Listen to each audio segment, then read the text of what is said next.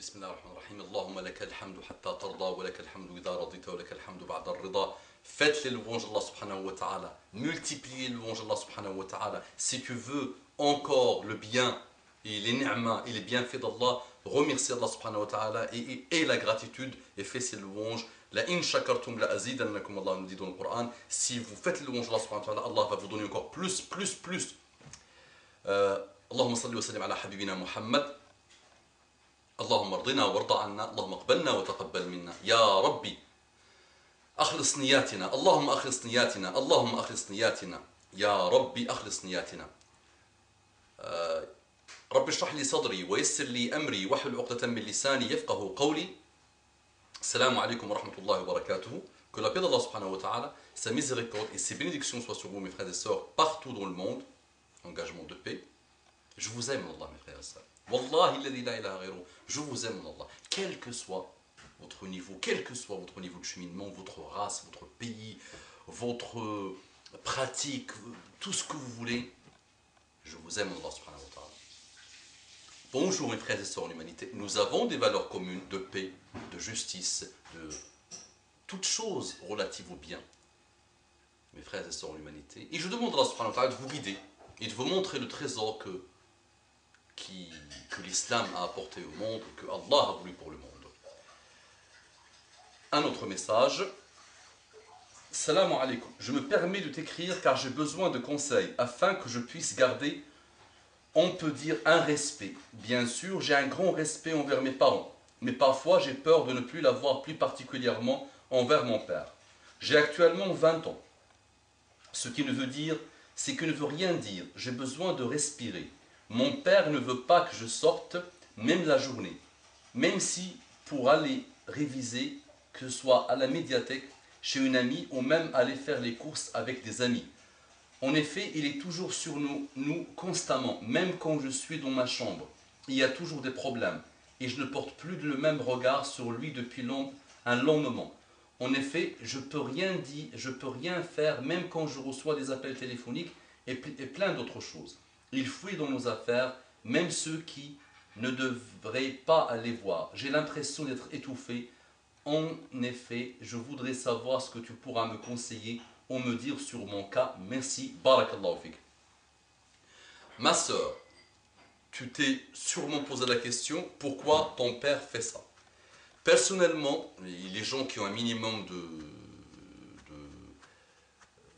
de confiance en l'autre te diront que c'est vrai que cette manière de faire est lourde. Ce manque de confiance totale est lourd.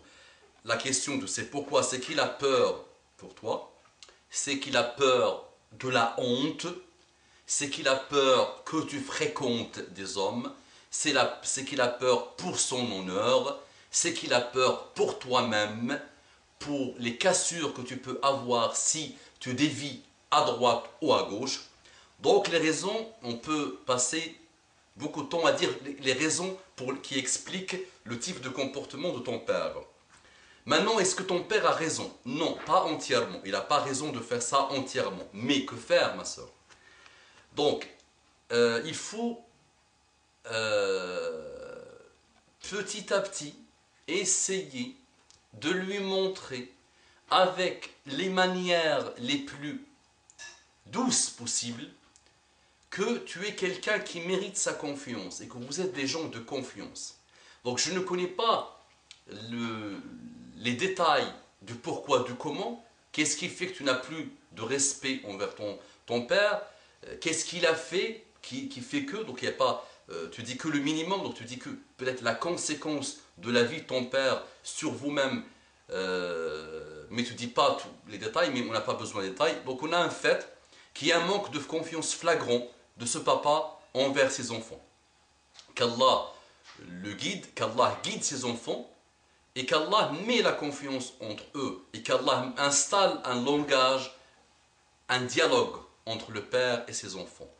Maintenant ma soeur, tu sais très bien que notre religion est la seule au monde qui donne une importance capitale aux parents, qui accorde une importance capitale aux parents.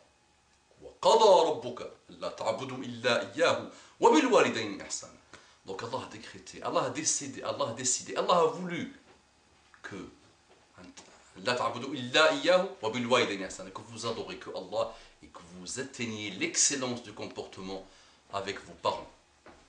Dans un autre verset, wa anishkur li wa li walidayka ilayya al-masir. Allah dit wa anishkur li.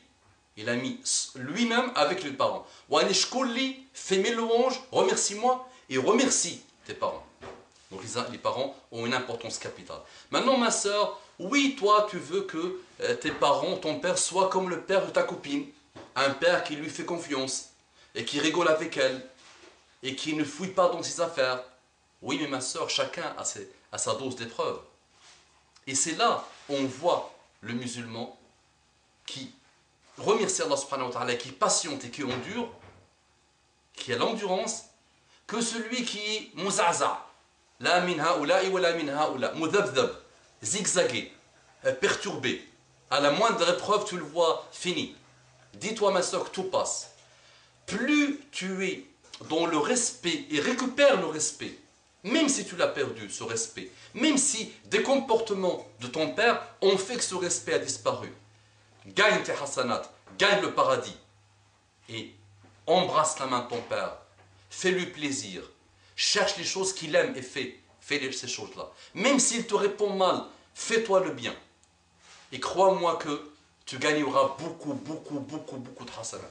Le sahabi est venu voir Mohammed sallallahu alayhi wa sallam, lui a dit, mon rahim, quelqu'un de sa famille, peut-être son père, son oncle, quelqu'un de sa famille, à chaque fois que lui faisait le bien, l'autre répondait par le mal. Mohammed sallallahu alayhi wa sallam lui a répondu, fais encore, continue encore, continue. Et c'est là Rahim. Rahim, c'est pas avec celui qui est bien avec toi, ton cousin qui est bien avec toi, qui t'invite, tu pars le voir, tu l'invites. Non. Rahim, le respect de Rahim, Salat Rahim, c'est avec celui qui est dur avec toi, qui est mauvais avec toi, qui a l'envie envers toi, qui ne t'aime pas, mais il est de ta famille. Plus il est dur, plus Muhammad sallallahu alayhi wa sallam te demande d'être bien avec lui. Imagine ton père ou ta mère.